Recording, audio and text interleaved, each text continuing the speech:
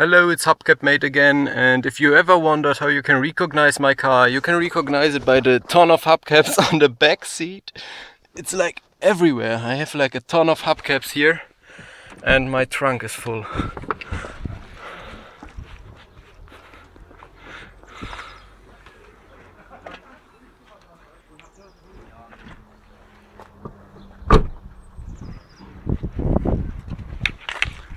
This was my hubcap collecting tour on the scrapyard today. I haven't counted, but I think it's at least 80 hubcaps.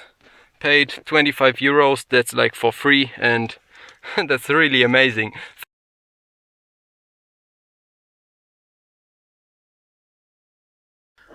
So I just returned home and I'm just gonna show you how much I got. I mean, it's literally the whole back seat.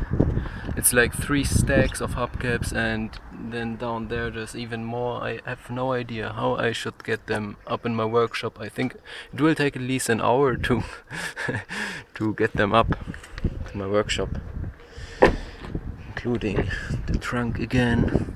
I think it's 2 or 3 stacks. Well, nice. We will see. Thanks for watching.